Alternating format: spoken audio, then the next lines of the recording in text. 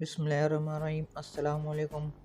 کئی ہزاروں سال سے دنیا کا نظام چل رہا ہے۔ بہت کم لوگ ایسے پیدا ہوئے جنہوں نے تاریخ کا رخ موڑ دیا۔ ان میں سے ایک قائد ملت بھی تھے۔ قائد اعظم محمد علی جناح 25 دسمبر 1876 کراچی میں پیدا ہوئے۔ ابتدائی تعلیم اپنے آبائی شہر سے حاصل کی اور اعلیٰ تعلیم کے لیے انگلینڈ چلے گئے۔ 1896 میں قائد اعظم نے پیرسٹری کا امتحان پاس کیا اور وطن واپس لوٹ گئے۔ کچھ ہی عرصے میں آپ برصغیر کے مایہ ناز وکیل بن گئے۔ برصغیر میں اس وقت تک سخت سیاسی صورتحال تھی۔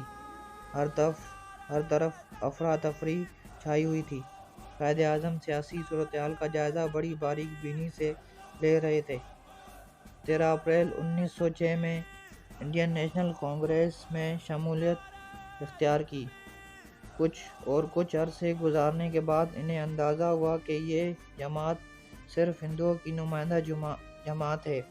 پھر 1913 میں آل انڈیا مسلم لیگ میں شمولیت اختیار کی اور آخری سانس تک اس جماعت سے وابستہ رہے۔ 1940 میں قرارداد پاکستان پاس ہونے کے بعد انہوں نے محض 7 سالوں میں اپنی کارکردگی کے ذریعے اور اللہ کی مدد سے مسلمانوں کے لیے نمایاں ملک کی بنیاد رکھ دی۔ حالات کی سختیوں کو برداشت کرتے ہوئے جو کردار انہوں نے ادا کیا اس کا کوئی ثانی نہ تھا۔ محمد علی جناح وہ لیڈر تھے جن کے بارے میں انگریزوں نے بھی کہا تھا، اگر ہمیں پتہ ہوتا قائد اعظم کو اتنی بڑی بیماری ہے تو ہم کبھی پاکستان نہ بننے دیتے۔ کیونکہ قائد اعظم نے آخری وقت تک اپنی بیماری کو پوشیدہ رکھا، کیونکہ ان کو معلوم تھا اگر میری بیماری کا ہندوؤں اور انگریزوں کو پتہ چل گیا تو ہندوستان کی تقسیم کو انگریز مؤخر کر دیں گے۔ مرنے سے پہلے آپ نے اپنے ڈاکٹرز سے کہا تھا، پاکستان ہرگز وجود میں نہ آتا اگر اس میں حضرت محمد صلی اللہ علیہ وسلم شامل نہ ہوتے۔ قائد اعظم جب بیمار تھے تو ایک خاتون ڈاکٹروں کی خدمت پر مامور تھی۔ آپ نے اس سے پوچھا کہ تم نے میری بہت خدمت کی ہے، بتاؤ میں تمہاری کیا مدد کر سکتا ہوں؟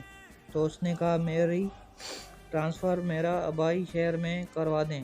تو آپ نے کہا، یہ میرا کام نہیں، یہ وزارت صحت کا کام ہے۔ کابینہ کی جتنی میٹنگز ہوتی تھیں، قائد اعظم محمد جناح نے منع فرمایا تھا کہ کچھ بھی کھانے کو نہ دیا جائے۔ 1933 سے لے کر 1940 تک قائد اعظم محمد جناح نے ایک اندازے کے مطابق 17 قراردادیں پیش کیں جس میں فلسطین کے حق خودارادیت کی بات کی گئی۔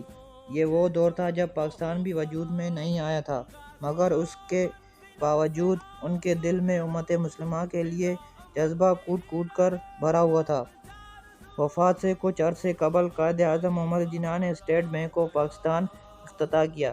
یہ آخری سرکاری تقریب تھی جس میں قائد اعظم اپنی علالت کے باوجود شریک ہوئے۔ مقررہ وقت پر تقریب میں تشریف لائے۔ انہوں نے دیکھا اور شرکاء کی اگلی نشستیں ابھی تک خالی ہیں، لیکن انہوں نے تقریب کے منتظمین کو پروگرام شروع کرنے کا کہا اور یہ حکم بھی دیا کہ خالی نشستیں ہٹا دی جائیں۔ حکم کی تعمیل ہوئی اور بعد میں آنے والے شرکاء کو کھڑے ہو کر تقریب کا حال دیکھنا پڑا۔ ان میں کئی وزراء اور سرکاری افسران کے ساتھ ساتھ اس وقت کے وزیر اعظم لیاقت علی خان بھی شامل تھے۔ ایک اور جگہ قائد اعظم نے فرمایا، میرا ایمان ہے کہ ہماری نجات اس اسوہ حسنہ پر چلنے میں ہے جو ہمیں قانون عطا کرنے والے پیغمبر اسلام صلی اللہ علیہ وسلم نے دیا ہے۔ ہمیں چاہیے کہ ہم اپنی جمہوریت کی یاد صحیح معنوں میں اسلامی تصورات اور اصولوں پر رکھیں۔